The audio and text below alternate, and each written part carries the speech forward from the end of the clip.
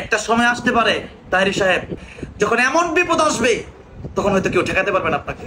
আমরা কিন্তু বহুত কড়া কড়া কথা বলি, এরপর আমরা বিপদ নাই কেরে জানেন, আমরা ওলি আল্লাহরে ভালোবাসি।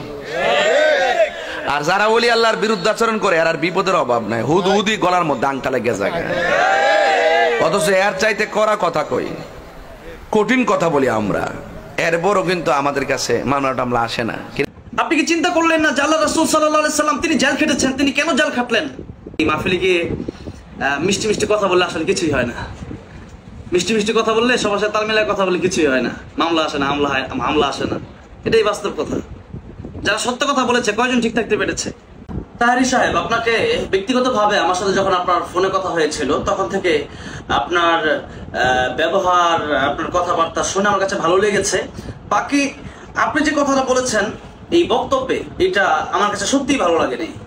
শুধু আমার কাছে না, আমি বলবো যে যাদের জ্ঞান আছে কোরআন সুন্নাহ, তাদের কারো কাছে মনে হয় এই কথাটা ভালো লাগবে না, কোনো সত্যিকারের মুসলমানের কাছে হয়তো এই কথাটা ভালো লাগবে না।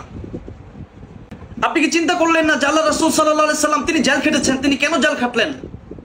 আল্লাহর ওলিদের সাথে সম্পর্ক করলে যদি জেল খাটা না লাগে, তাহলে নবীজি নিজেই কেন জেল খাটলেন? এটা আমাকে বোঝান। আর দুনিয়া সিজনুল মুমিন ওয়া জান্নাতুল কাফির, এই দুনিয়া মুমিনের জন্য জেলখানা। আমি তো বলি যে আজকে যিনি বের হয়েছেন জেল থেকে, উনি তো ছোট্ট কয়েদখানা থেকে বের হয়ে বড় কোনো কয়েদখানায় ঢুকেছেন, অর্থাৎ এটা অনেক বড় কিন্তু এটা ছোট, এতটুকুই পার্থক্য মনে করি আমি। এই দুনিয়াটা পুরোটাই তো জেলখানা। এখন আপনি যদি বলেন যে আমাদের কাছে বিপদ আসে না, বিপদ আসে না, বিপদ আসে না, বিপদ তো মুমিনের বেশি আসে। ফেরাউনের কয়দিন বিপদ এসেছে, নমরুদের কয়দিন বিপদ এসেছে, কারুনের কয়দিন বিপদ এসেছে। যখন এসেছে তখন এমন বিপদ এসেছে সেই বিপদ কেউ ঠেকাতে পারে নাই। কারণ আপনি যদি মনে করেন যে আমার কোনো বিপদ নাই, একটা সময় আসতে পারে তাহেরি সাহেব, যখন এমন বিপদ আসবে তখন হয়তো কেউ ঠেকাতে পারবে না আপনাকে। এই জন্য আমি আপনার কাছে হাত জোর করে বলবো, আলেমদের ব্যাপারে এই সমস্ত কথা না বললেই ভালো হয়। আমি আজকে এই বিষয়টা বলতাম না, কিন্তু কি বলবো, হৃদয় অনেক কষ্ট পেয়ে গেছি। আমি হঠাৎ করে বক্তব্য যখন আমার সামনে আসছে তখন আমি এটা সহ্য করতে পারি, এই জন্য আমি বললাম। আর আপনার বক্তব্যটা অনলাইনে কয়েকবার দেখলাম এইরকম বক্তব্য দিয়েছেন, আমি আর সহ্য করতে পারিনি। যদি কষ্ট পেয়ে থাকেন এর জন্য আসলে আমি ক্ষমা প্রার্থী।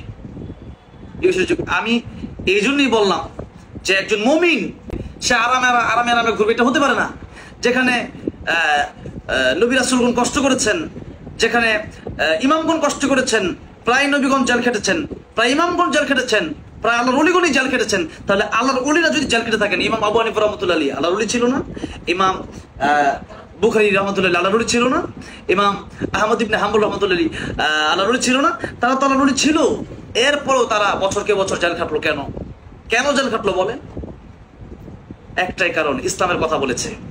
যারা ইসলামের কথা বলবে, যারা হক কথা বলবে, সত্যের কথা বলবে, এদের জেল খাটতে হবে, এরা শান্তিতে থাকতে পারবে না। এখন আপনিও বলেন, আজকে থেকে আপনিও বলেন, সুদখুর, ঘুষখুর, রাহাজানি, চুরি, ডাকাতির বিরুদ্ধে আপনি বলেন, দেখেন আপনি কয়দিন ঠিক থাকতে পারেন। সত্য কথা বলতে কি, মাহফিলে গিয়ে মিষ্টি মিষ্টি কথা বললে আসলে কিছুই হয় না। মিষ্টি মিষ্টি কথা বললে সবার সাথে তাল মিলায় কথা বললে কিছুই হয় না, মামলা আসে না, হামলা আসে না, এটাই বাস্তব কথা। যারা সত্য কথা বলেছে কয়জন ঠিক থাকতে পেরেছে? এই জন্য আমার কথা হচ্ছে, যারা সত্য কথা বলে এরা কষ্ট থাকে, এরা জেল খাটে, এরা কষ্ট করে।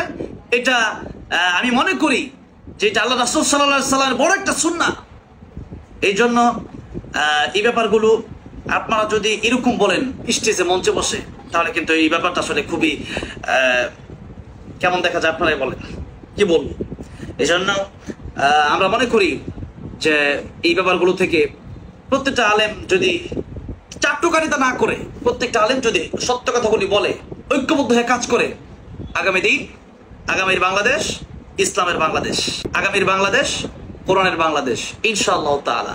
আসসালামু আলাইকুম ওয়া রাহমাতুল্লাহ।